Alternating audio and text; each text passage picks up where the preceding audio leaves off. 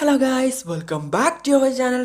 ഇന്ന് നമ്മൾ നോക്കുന്നത് അറ്റാക്ക് ഓൺ ടൈറ്റൻ എന്ന ജാപ്പനീസ് അനിമി TV സീരീസിന്റെ സീസൺ 3 15ാമത്തെ എപ്പിസോഡാണ്. എപ്പിസോഡ് പോകുന്നതിന് മുമ്പ് എല്ലാവരും നമ്മുടെ വീഡിയോ ഒന്ന് ലൈക്ക് ചെയ്യുക. നിങ്ങൾ ലൈക്ക് ചെയ്യുന്ന സമയത്ത് ഈ വീഡിയോക്ക് എത്ര ലൈക്ക് ആയെന്ന് തീർച്ചയായിട്ടും താഴെ ഒന്ന് കമന്റ് ചെയ്യുക. അപ്പോൾ ഒട്ടും സമയങ്ങൾ അത് നേരെ എപ്പിസോഡിലോട്ട് പോകാം. എപ്പിസോഡിന്റെ തുടക്കത്തിൽ നമ്മൾ കാണുന്നത് ട്രസ്റ്റ് നഗരത്തിലെ ആ ദ്വാരമടക്കാൻ ശ്രമിക്കുന്ന എറിനെയും മറ്റ് സർവേ കോപ്സിനെയുമാണ്. ഹേയ്, ആ പാറ ഉപയോഗിച്ചാണോ അവർ ആ ദ്വാരമടക്കാൻ ശ്രമിക്കുന്നത്? അവർക്ക് തീരെ ബുദ്ധിയില്ലേ? മിക്കവാറും അവനെ അവർ കഴിക്കും. ഇല്ല, അങ്ങനെ എന്തെങ്കിലും സംഭവിച്ചാൽ ഞാൻ എന്റെ ടൈറ്റനെ ഉപയോഗിക്കാം. പക്ഷെ അവരുടെ ആ പ്ലാൻ വിജയിച്ചു കഴിഞ്ഞാൽ നമ്മൾ ചെയ്തതെല്ലാം വെറുതെയാകും. നമ്മൾ ഉണ്ടാക്കിയ ആ ദ്വാരം അതടയും. അത് കുഴപ്പമില്ല. 5 വർഷമായി നമ്മൾ റിസർച്ച് ചെയ്തുകൊണ്ടിരിക്കുന്നതിന് നമുക്ക് റിസൾട്ട് കിട്ടിയിരിക്കുന്നു. എന്നെല്ലാം റെയ്നറും ബെർഡോൾഡും അവിടെ സംസാരിച്ചുകൊണ്ട് നിൽക്കുവാണ്. അപ്പോഴാണ് മാർക്കോ അങ്ങോട്ട് വരുന്നത്. ഹേയ്, നിങ്ങൾ എന്താ പറഞ്ഞേ? എന്റെ ടൈറ്റൻ, അതുകൊണ്ട് എന്താ നിങ്ങൾ ഉദ്ദേശിച്ചേ? ബെർഡോൾഡ്, നീയാണോ ആ ഹോൾ ഉണ്ടാക്കിയത് എന്ന് മാർക്കോ ചോദിക്കുന്നു. അവനെല്ലാം കേട്ടുവെന്ന് അവർക്ക് മനസ്സിലാകുന്നു. മാർക്കോ, അത് ഞങ്ങൾ വെറുതെ തമാശ പറഞ്ഞതാ. ഓ, നിങ്ങൾക്ക് ഇതെന്ത് പറ്റി? സാധാരണ നിങ്ങൾ ഇങ്ങനെയല്ലല്ലോ. മിഷേൽ ശ്രദ്ധിക്ക്, നോക്ക്, അതാ വീണ്ടും ടൈറ്റൻസ് വരുന്നു എന്ന് പറഞ്ഞ് മാർക്കോ അവിടെ നിന്ന് പോകുന്നു. ഇത് കണ്ട് റെയ്നറും ബെർഡോൾഡും അവനെ തന്നെ നോക്കുന്നു. എറിൻ ഒരു ടൈറ്റനായി മാറി. മനുഷ്യർക്ക് ടൈറ്റനാകാൻ സാധിക്കും. പെട്ടെന്ന് പ്രത്യക്ഷപ്പെടുകയും അപ്രത്യക്ഷമാവുകയും ചെയ്യുന്ന കൊളോസ്റ്റൽ ടൈറ്റനും ഒരു പക്ഷെ ഒരു മനുഷ്യനായിരിക്കും. ശത്രുക്കളായിട്ടുള്ള ടൈറ്റൻസ് മനുഷ്യർക്കിടയിൽ തന്നെ ഒളിഞ്ഞിരിക്കുന്നുണ്ട്. അങ്ങനെയെങ്കിൽ എന്ന് മാർക്കോ ചിന്തിക്കുന്ന സമയത്താണ് റെയ്നർ അങ്ങോട്ട് വരുന്നത്. ഹേയ് റെയ്നർ, നീ എന്താ ചെയ്യുന്നേ? അതൊക്കെ നീ ചുമ്മാ പറഞ്ഞതല്ലേ? അല്ല മാർക്കോ, പ്രശ്നം എന്താന്ന് വെച്ച് കഴിഞ്ഞാ നിനക്ക് ബുദ്ധി കുറച്ച് കൂടുതലാണ്. ഹേയ് വേണ്ട, ആരെങ്കിലും എന്നെ രക്ഷിക്ക് എന്ന് വിളിച്ചു പറയുവാണ് മാർക്കോ. അപ്പോഴാണ് ആനി അങ്ങോട്ട് വരുന്നത്. ഹേയ് ആനി, എന്നെ രക്ഷിക്ക്. റെയ്നറിന് എന്തോ പറ്റി, എന്നെ രക്ഷിക്ക്. ടേയ്, നീയൊക്കെ എന്ത് പണിയാടാ കാണിച്ചേ എന്ന് ആനി അവരോട് ചോദിക്കുന്നു. ഞങ്ങൾ സംസാരിക്കുന്നത് ഇവൻ കേട്ടു. ഇനി ഇവൻ ജീവിച്ചിരിക്കാൻ പാടില്ല. അപ്പോഴാണ് ഒരു ടൈറ്റൻ അങ്ങോട്ട് വരുന്നത്. ഹേയ് ആനി, പെട്ടെന്ന് മാർക്കോയുടെ 3D ഗിയർ അയച്ചു മാറ്റ എന്ന് റെയ്നർ അവളോട് പറയുന്നു. ഹേയ്, ഞാൻ എന്തിനു അയച്ചു മാറ്റണം? കഴിഞ്ഞ പ്രാവശ്യം നീ നിന്റെ സ്വന്തം ജീവൻ പണയം വെച്ചിട്ടല്ലേ കോണിയെ രക്ഷിച്ചത്. നീ എന്തിനാ അങ്ങനെ ചെയ്തത്? ഈ ചെകുത്താൻ മനുഷ്യരെ നീ സ്നേഹിക്കാൻ തുടങ്ങിയോ? ഇല്ലെങ്കിൽ അതിപ്പോ തെളിയിക്ക. നീയും നിന്റെ തിരിച്ചുവരവിനായി കാത്തിരിക്കുന്ന നിന്റെ അച്ഛനും ഈ ചെകുത്താൻ വംശത്തെ പോലെ അല്ലെങ്കിൽ അത് ഇപ്പോ തെളിയിക്ക് ആനി. ഹേയ് റെയ്നർ, അത് അടുത്തെത്തി കഴിഞ്ഞു എന്ന് ബെർട്ടോൾഡും പറയുന്നു. ഇത് കേട്ട് ആനി ആ 3D ഗിയർ അയച്ചു മാറ്റുന്നു. ഹേയ് വേണ്ട ആനി, ആനി എന്തിനാ നീ ഇങ്ങനെ ചെയ്യുന്നേ? ആനി വേണ്ട. നീ അത് ചെയ്തു ആനി. ഇതാണ് നമ്മളെ യോദ്ധാക്കളാക്കുന്നത് എന്ന് റെയ്നർ പറയുന്നു. അപ്പോഴാണ് മാർക്കോ മുൻപ് നടന്നൊരു കാര്യം ആലോചിക്കുന്നത്. ആ സമയം ടൈറ്റനുകളെല്ലാം കൂട്ടം കൂടി നിൽക്കാൻ വേണ്ടിയായിരുന്നു അവർ കാത്തു നിന്നത്. ഹേയ് നിൽക്ക്, നിങ്ങൾ എന്തിനാ ഇങ്ങനെയൊക്കെ ചെയ്യുന്നേ? എന്തിനാ എന്നെ മരണത്തിന് വിട്ടുകൊടുക്കുന്നേ? നമുക്കൊന്ന് സംസാരിക്കാൻ പോലുള്ള സമയം നിങ്ങൾ തന്നില്ലല്ലോ എന്ന് മാർക്കോ വിളിച്ചു പറയുന്നു. അപ്പോഴാണ് ആ ടൈറ്റൻ അങ്ങോട്ട് വന്ന് മാർക്കോയെ പിടിക്കുന്നത്. അവരുടെ കൺമുൻപിൽ വെച്ച് അവനെ ആ ടൈറ്റൻ കഴിക്കുന്നു. അത് കണ്ടു നിൽക്കാൻ അവരുടെ മനസാക്ഷിക്ക് സാധിക്കുന്നില്ല. ഹേയ് മാർക്കോ എങ്ങനെ അതിന്റെ അകത്ത് പെട്ടു എന്ന് റെയ്നർ ചോദിക്കുന്നു. അതവന്റെ ഡബിൾ പേഴ്സണാലിറ്റിയാണ്. ഒരേ സമയം ഒരു വാരിയറായും ഒരു സോൾജറായും പ്രവർത്തിക്കുന്നതിന്റെ മാനസിക സമ്മർദ്ദം കാരണമാണ് അവൻ അങ്ങനെ പറയുന്നത്. കൂട്ടുകാരെ ചതിക്കേണ്ടി വന്നതിന്റെ കുറ്റബോധവും അവന്റെ അകത്തുണ്ട്. പിന്നീട് നമ്മൾ കാണുന്നത് എറിനും മറ്റ് സർവേ കോപ്സും ഷിഗാക്ഷിനോയിലോട്ട് വരുന്നതിന് മുൻപേയുള്ള ഒരു സീനാണ്. ഹേയ്, എനിക്കൊന്നും സംഭവിച്ചു കാണില്ല. അവളെ ടോർച്ചർ ചെയ്യാൻ അവരെ കൊണ്ട് സാധിക്കില്ല. നമ്മളെ പോലെ ഒരാളുടെ മേലിൽ മുറിവേൽക്കുന്നത് കൊണ്ട് നമുക്ക് ഗുണം ചെയ്യുക മാത്രമേ ചെയ്യൂ. പിന്നെ നമ്മൾ സംസാരിച്ചു കൊണ്ടിരിക്കുന്നത് ആനിയെ കുറിച്ചാണെന്ന് ഓർമ്മ വേണം. അവളിപ്പോ എവിടെയെങ്കിലും ഒളിവിൽ പോയി ഫൈറ്റ് എല്ലാം പ്രാക്ടീസ് ചെയ്തുകൊണ്ടിരിക്കുവായിരിക്കും. പക്ഷെ അവൾ ആരാണെന്ന് അവർക്ക് മനസ്സിലായി കഴിഞ്ഞിരിക്കുന്നു. ആനി വളരെ സ്മാർട്ടാണ്. എന്നാലും അപ്പോ നിങ്ങൾ കംപ്ലീറ്റ് ആയിട്ട് തയ്യാറായിട്ടില്ലെന്നാണോ പറയുന്നത്? നമ്മൾ തയ്യാറാക്കിയ എഗ്രിമെന്റ് എല്ലാം വെറുതെ ആയിരുന്നോ? വേണമെങ്കിൽ നമുക്കൊന്നുകൂടെ ട്രൈ ചെയ്യാം റെയ്നർ. പക്ഷെ ഇനി നീ തോറ്റാൽ നിന്റെ ആർമേഡ് അടുത്ത യോദ്ധാവിന് നീ കൈമാറണം എന്നാ ബീസ്റ്റ് ടൈറ്റൻ പറയുന്നു. ഹേയ് വേണ്ട, ഞാൻ അതല്ല പറഞ്ഞു വന്നത്. അങ്ങനെയാണെങ്കിൽ മിഷനിൽ ശ്രദ്ധിക്കുക.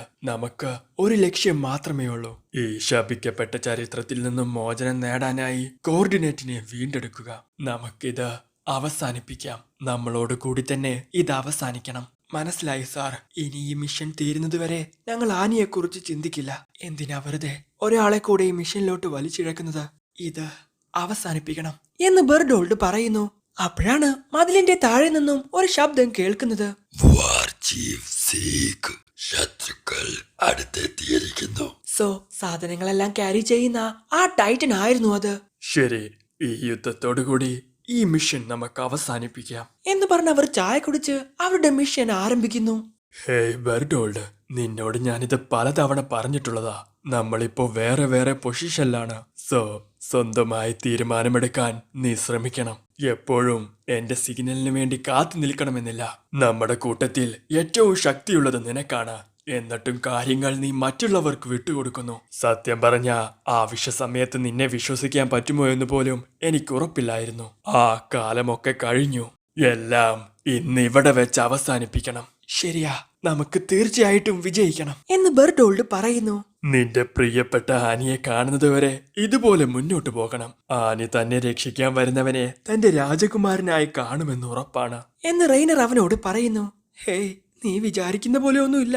ഓ, പിന്നെ ക്രിസ്റ്റ എന്ത് സംഭവിച്ചാലും അവളെ രക്ഷിച്ചിരിക്കും. അത് നമ്മൾ ഏമിയറിന് കൊടുത്ത വാക്കാണ്. ശരി, നമുക്ക് വീണ്ടും കാണാം. നീയാണ് എന്റെ പ്രതീക്ഷ എന്ന് പറഞ്ഞവർ രണ്ടുപേരും രണ്ട് വഴിക്ക് പോകുന്നു. പിന്നീട് നമ്മൾ കാണുന്നത് പ്രസന്റിലെ സീനാണ്. റെയ്നർ ട്രാൻസ്ഫോം ആയിട്ട് കുറച്ച് സമയമായി. എന്താ അവൻ ഇനിയും സിഗ്നൽ തരാത്ത എന്ന് ബെർഡോൾഡ് ചിന്തിക്കുന്നു.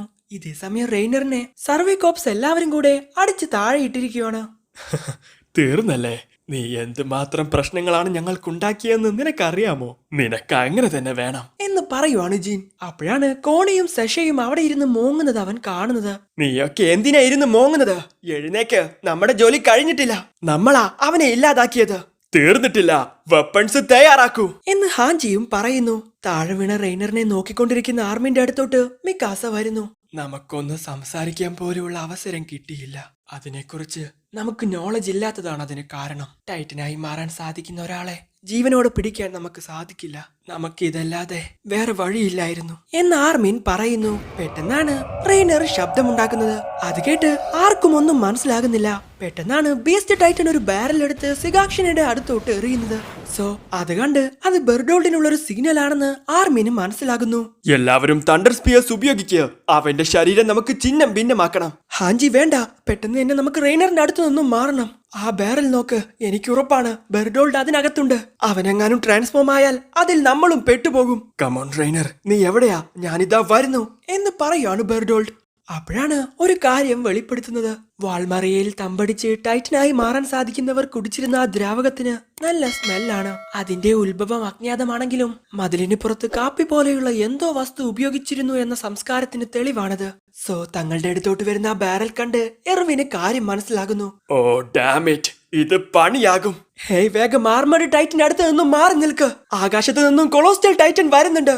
ഇല്ല, ഈ ദൂരത്ത് നിന്നും ആ ബ്ലാസ്റ്റിൽ നിന്നും ഒഴിഞ്ഞു മാറാൻ സാധിക്കില്ല. ഇനിയും ദൂരത്തോട്ട് പോകണം എന്ന് ചിന്തിക്കുകയാണ് ആർമിൻ. താഴെ എത്താറായി, ഇനിയൊരു ചാൻസ് കിട്ടില്ല. ഇവിടെ മുഴുവൻ ഞാൻ തകർത്തു കളയും എന്ന് പറഞ്ഞ് ടൈറ്റനായി മാറാൻ നിൽക്കുവാണ് ബെർഡോൾഡ്. പെട്ടെന്നാണ് പരിക്ക് പറ്റിയ റെയ്നറിനെ അവൻ കാണുന്നത്. അത് കണ്ടുടനെ ടൈറ്റനായി മാറാതെ അതിൽ നിന്നോ ചാടി ഇറങ്ങി അവർ റെയ്നറിന്റെ അടുത്തോട്ട് പോകുന്നു. ഹേയ് റെയ്നർ, നീ ഓക്കെ അല്ലേ എന്ന് പറഞ്ഞ് റെയ്നറിനെ തൊട്ടു നോക്കി അവന് ജീവനുണ്ടെന്ന് മനസ്സിലാകുന്നു. ഇവന്റെ കോൺഷ്യസ് എല്ലാം അവൻ എന്റെ നെർവസ് സിസ്റ്റത്തിലോട്ട് മാറ്റിയോ? പക്ഷെ ഇത് മറ്റൊരു വഴിയുമില്ലെങ്കിൽ ചെയ്യേണ്ട ഒന്നല്ലേ? ഇത് ഇവൻ ചെയ്യണമെങ്കിൽ അവർ ആ രീതിയിൽ ഇവനെ ആക്രമിച്ചു കാണും. റെയ്നർ, നിനക്ക് വേണ്ടി ഞാനൊരു കാര്യം ചെയ്യാം. നീ കുറച്ചൊന്നും മാറി നിൽക്ക്. അതിന് നിനക്ക് കഴിയില്ലെങ്കിൽ നീ എന്നോട് ക്ഷമിക്കണം. ചിലപ്പോൾ നിനക്ക് ജീവൻ നഷ്ടപ്പെട്ടേക്കും. പക്ഷേ ഞാൻ ഇത് അവസാനിപ്പിക്കുകയാണ് എന്ന് ബെർഡോൾഡ് പറയുന്നു. പിന്നീട് നമ്മൾ കാണുന്നത് അവന്റെ അടുത്ത് നിന്നും മാറി നിൽക്കുന്ന എറിനെയും മറ്റ് സർവേ കോപ്സിനെയുമാണ്. ഹേയ് ബെർഡോൾഡ്, അതാ നമുക്ക് നേരെ വരുന്നു. ശരി, നമ്മുടെ പ്ലാൻ ഇതാണ്. ആർമിന്റെ കമാൻഡിൽ ലീവൈ സ്ക്വാഡ് എറിനെ പ്രൊട്ടക്ട് ചെയ്യും. ബാക്കിയുള്ളവരെല്ലാം ഒരുമിച്ച് അവരെ രണ്ടുപേരെയും തീർക്കും എന്ന് പറഞ്ഞു ഹാൻജി അവന് നേരെ പോകുന്നു. പെട്ടെന്നാണ് ആർമിൻ അങ്ങോട്ട് വരുന്നത്. ഹാൻജി, ദയവ് ചെയ്ത് ഒന്ന് നിൽക്ക്. അവനോട് സംസാരിക്കാൻ ഇനി ഒരു അവസരം കിട്ടിയെന്ന് വരില്ല എന്ന് പറഞ്ഞു ആർമിൻ ബെർഡോൾഡിന്റെ അടുത്തോട്ട് പോകുന്നു. ഹേയ് ബെർഡോൾഡ്, അവിടെ നിൽക്ക്. നമുക്കിത് സംസാരിച്ച് തീർക്കാം. ഞാൻ സംസാരിച്ച നീ ഒക്കെ ചാവോ?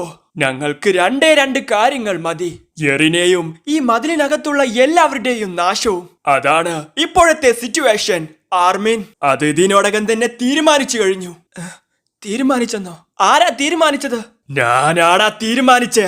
നിന്റെയൊക്കെ ജീവിതം ഇവിടെ വെച്ച് അവസാനിക്കാൻ പോവാ. അത് വളരെ കഷ്ടമായി പോയി ബെർഡോൾഡ്. ആനിയുടെ നിലവിളി ഇനിയും കേൾക്കണ്ടല്ലോ എന്ന് ഞാൻ പ്രതീക്ഷിച്ചതായിരുന്നു. മിലിറ്ററി പോലീസിലെ ക്രൂരന്മാരിൽ നിന്നും അവളെ രക്ഷിക്കാൻ ഒരാൾക്ക് മാത്രമേ സാധിക്കൂ. അത് നിനക്കാണ്, നിനക്ക് മാത്രം. ഇങ്ങനെ പോയാൽ അവർ അവളെ പന്നികൾക്ക് ഇട്ടുകൊടുക്കും. കൊടുത്തോ? അവളെ പന്നികൾക്ക് കൊടുത്തോ? അവൾ ശരിക്കും നിങ്ങളുടെ പിടിയിലാണെങ്കിൽ അവളെ അങ്ങ് ഇട്ടുകൊടുത്തേക്ക് എന്ന് ബെർഡോൾഡ് പറയുന്നു. ഇത് കേട്ട് ആർമീൻ അവിടെ നിന്നും മാറി നിൽക്കാൻ ശ്രമിക്കുന്നു. എന്താ ഇത്ര ധൃതി ആർമീൻ? നമ്മൾ സംസാരിച്ചു കൊണ്ടിരിക്കുവല്ലേ. വീണ്ടും ആനിയെക്കുറിച്ച് പറഞ്ഞാൽ ഞാൻ തളർന്നു പോകുമെന്ന് നീ വിചാരിച്ചോ? നിഷ്കളങ്കനും ഭീരുവുമായ ബെർഡോൾഡിനെ തളർത്താൻ ഇത് മതിയെന്ന് നീ വിചാരിക്കുന്നുണ്ടോ എന്ന് ബെർഡോൾഡ് അവനോട് ചോദിക്കുന്നു. അവർ സംസാരിക്കുന്നത് കണ്ട് എറിൻ അങ്ങോട്ട് പോകാൻ ശ്രമിക്കുന്നുണ്ടെങ്കിലും ജിൻ അത് തടയുന്നു. വേണ്ട എറിൻ, അവനെതിരെ നിനക്ക് വിജയിക്കാൻ സാധിക്കില്ലെന്ന് നിനക്കറിയാവുന്നതല്ലേ. നിനക്ക് ഫൈറ്റ് ചെയ്യാൻ സമയമായിട്ടില്ല എന്ന് ജിൻ അവനോട് പറയുന്നു. എനിക്കറിയാമടാ, നീ അവർക്ക് സമയമുണ്ടാക്കി കൊടുക്കുവാണ്. നീ ഈ നാടകം കളിക്കുന്ന സമയം കൊണ്ട് സൈനികർക്ക് എന്നെ വളയാനും റെയ്നറിനെ ഇല്ലാതാക്കാനും സാധിക്കും.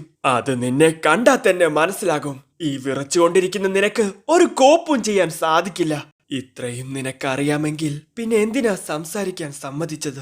നിങ്ങളെയൊക്കെ നേരിടുമ്പോൾ ഞാൻ വീണ്ടും കരഞ്ഞുകൊണ്ട് മാപ്പ് അപേക്ഷിക്കുമോ എന്ന് എനിക്കറിയണമായിരുന്നു. പക്ഷേ എനിക്കിപ്പോ ഒരു കുഴപ്പവുമില്ല. നിങ്ങൾ എന്റെ ഫ്രണ്ട്സ് തന്നെയാണ്. പക്ഷെ നിങ്ങളെയെല്ലാം ഞാൻ ഇല്ലാതാക്കിയിരിക്കും. അത് നിന്റെ കണ്ണിൽ ഞങ്ങൾ ചെകുത്താന്റെ സന്തതികളായതുകൊണ്ടാണോ? അല്ല, നിങ്ങൾ ഒരു തെറ്റും ചെയ്തിട്ടില്ല. നിങ്ങൾ ആരും ചെകുത്താന്മാരുമല്ല.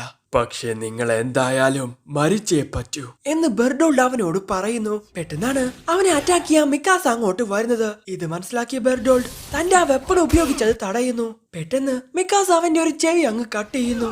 എന്നാൽ ബെർഡോൾഡ് അവളെ അടിച്ച് താഴെയിടുന്നു. സോ ആർമിനെ അറ്റാക്ക് ചെയ്യാൻ അവൻ വരുന്ന സമയത്താണ് മിക്കാസ ആ ബ്ലേഡ് എടുത്ത് അവന് നേരെ എറിയുന്നത്. വീണ്ടും അവൾ അറ്റാക്ക് ചെയ്യാൻ വരുന്നത് കണ്ട് ബെർഡോൾഡ് അവിടെ നിന്ന് ഒഴിഞ്ഞു മാറുന്നു. വേണ്ട ആർമീൻ, അവന്റെ പുറകെ പോവണ്ട. അവൻ എപ്പോഴാ ട്രാൻസ്ഫോം ആവുന്നതെന്ന് പറയാൻ പറ്റില്ല. കുറച്ച് ഡിസ്റ്റൻസ് ഇട്ടാൽ മാത്രമേ ആ ബ്ലാസ്റ്റിൽ നിന്ന് രക്ഷപ്പെടാൻ സാധിക്കൂ. ഇല്ല, അവനിപ്പോ ട്രാൻസ്ഫോം ആവുമെന്ന് എനിക്ക് തോന്നുന്നില്ല. കാരണം അങ്ങനെ ചെയ്താൽ ആ ബ്ലാസ്റ്റിൽ റെയ്നറും പെട്ടുപോകും. റെയ്നറിനെ പിടിച്ചു വെച്ചാൽ ഈ സോഡ് ഉപയോഗിച്ച് അവനെ നേരിടാൻ നമുക്ക് സാധിച്ചേക്കും. ശരിയാണ്, പക്ഷെ അവനെ കണ്ടിട്ട് എന്തോ മുൻകൂട്ടി ചിന്തിച്ചതുപോലെയാണ് തോന്നുന്നത്. അത് ശരിക്കും ബെർഡോൾഡ് തന്നെ ആയിരുന്നോ? അവൻ ടോട്ടലി ഡിഫറെന്റ് ആയതുപോലെ എനിക്ക് തോന്നുന്നു എന്ന് മിക്കാസ പറയുന്നു. പിന്നീട് നമ്മൾ കാണുന്നത് സർവേകോപ്സ് ആർമർ ടൈറ്റന്റെ അടുത്തോട്ട് പോകുന്നതാണ്. അപ്പോഴാണ് അവർ ആ കാഴ്ച കാണുന്നത്. ടൈറ്റൻ അതാ മലർന്നു കിടക്കുന്നു. നോ വേ, ഈ സിറ്റുവേഷനിൽ നമുക്കൊന്നും ചെയ്യാൻ സാധിക്കില്ല. എനിക്ക് വളരെ വിചിത്രമായിട്ടുള്ള ഫീലിങ്സ് ആണ് വരുന്നത്. ഒരു തരി പോലും പേടി എനിക്ക് തോന്നുന്നില്ല. എല്ലാം വളരെ വ്യക്തമായി എനിക്ക് കാണാം. അടുത്തത് എന്ത് സംഭവിച്ചാലും അതെനിക്ക് അക്സെപ്റ്റ് ചെയ്യാൻ സാധിക്കും. അതെ, ഇവിടെ ആരും തെറ്റുകാരല്ല. നമുക്കൊന്നും ചെയ്യാൻ സാധിക്കില്ല. കാരണം ഈ ലോകം അത്രയും ക്രൂരമാണ് എന്ന് പറഞ്ഞ് മുകളിലോട്ട് പോകുവാണ് റെയ്നർ. സോ റെയ്നർ ട്രാൻസ്ഫോം ആകാൻ പോകുവാണെന്ന് എല്ലാവർക്കും മനസ്സിലാകുന്നു. എന്നാൽ ഇത് പ്രതീക്ഷിക്കാത്ത ഹാൻജിയും മറ്റുള്ളവരും ഒരു നിമിഷം പകച്ചു പോകുന്നു. എല്ലാവരുടെയും കൺമുൻപിൽ വെച്ച് ബെർഡോൾഡ് കൊളോസ്റ്റൽ ടൈറ്റനായി മാറുന്നു. ആ സ്ഫോടനത്തിൽ ഒരുപാട് സർവേകോപ്സ് ഇല്ലാതാകുന്നു. അത് കണ്ട് എറിവിന് വിശ്വസിക്കാൻ സാധിക്കുന്നില്ല. റെയ്നറിന്റെ അടുത്തോട്ട് പോകാത്ത എറിനും ലീവൈ സ്കോഡും സുരക്ഷിതരായിരുന്നു. അവരുടെ അടുത്തോട്ട് ആർമിനും മിക്കാസയും വരുന്നു. ഹേയ്, നിങ്ങൾ ഓക്കെ അല്ലേ? ഹാൻജി സ്കോഡ് എവിടെ? അവർ ബെർഡോൾഡിന്റെ അടുത്തായിരുന്നു. എന്ത് പറ്റിയെന്ന് ഞങ്ങൾക്കറിയില്ല എന്ന് ആർമിൻ പറയുന്നു. അപ്പോഴാണ് അവർ ആ കാഴ്ച കാണുന്നത്. സിഗാക്ഷിനേക്കകത്ത് ബെർഡോൾഡ് കൊളോസ്റ്റൽ ടൈറ്റനായി മാറിയിരിക്കുന്നു. ഇനി ഇവിടെ നമ്മൾ മാത്രമേ ബാക്കിയുള്ളൂ. സോ ടൈറ്റനായി മാറിയ ബെർഡോൾഡ് അവിടെയുള്ള വീടെല്ലാം തകർത്ത് അങ്ങോട്ടും ഇങ്ങോട്ടും എറിയുന്നു. ഹേയ് ആർമീൻ, ഇനി എന്താണ് നമ്മൾ ചെയ്യേണ്ടത്? ഈ കത്തിയെരിയുന്ന വീടുകൾക്കടിയിൽ പെട്ടുപോകാനാണോ? ആർമീൻ, നിന്റെ ഓർഡറിന് വേണ്ടിയാണ് ഞങ്ങൾ കാത്തിരിക്കുന്നത്.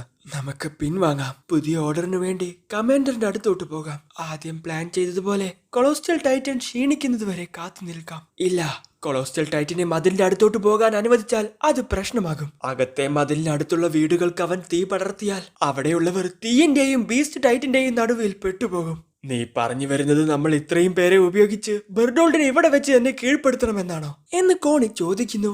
പെട്ടെന്നാണ് അവരുടെ അടുത്തുള്ള ഒരു വീട്ടിലോട്ട് തീ പടരുന്നത്. ഹേയ് ആർമീൻ, തീ പടർന്നുകൊണ്ടിരിക്കുകയാണ്. നമുക്ക് സമയമില്ല, വേഗം ഓർഡർ. സോ എന്ത് ചെയ്യണമെന്നറിയാതെ പകച്ചു നിൽക്കുവാണ് ആർമീൻ. മറ്റൊരു ഭാഗത്ത് ഇനി എന്താ നടക്കാൻ പോകുന്നതെന്ന് അറിയാതെ ലീവായും നിൽക്കുന്നു. എന്താണ് നിന്റെ അടുത്ത നീക്കം ബീസ്റ്റ് ടൈറ്റൻ? നിന്റെ ലക്ഷ്യം ഇതായിരുന്നോ എന്ന് എർവിൻ ചോദിക്കുന്നു. സോ അവിടെ വെച്ച് ഈ എപ്പിസോഡ് അവസാനിക്കുന്നു. ഇനി അങ്ങോട്ടുള്ള എപ്പിസോഡ്സ് ഒക്കെ ശരിക്കും വേറെ ലെവലായിരിക്കും. എന്തായാലും നിങ്ങൾക്ക് ഇഷ്ടപ്പെടുന്ന ലൈക്ക് ചെയ്യുക, ഷെയർ ചെയ്യുക, സബ്സ്ക്രൈബ് ചെയ്യാത്തടത്തുള്ള ബെല്ലൈക്കൺ എനേബിൾ ചെയ്യുക. അടുത്ത എപ്പിസോഡ് ദിവസം വരാതിരിക്കും. ബൈ.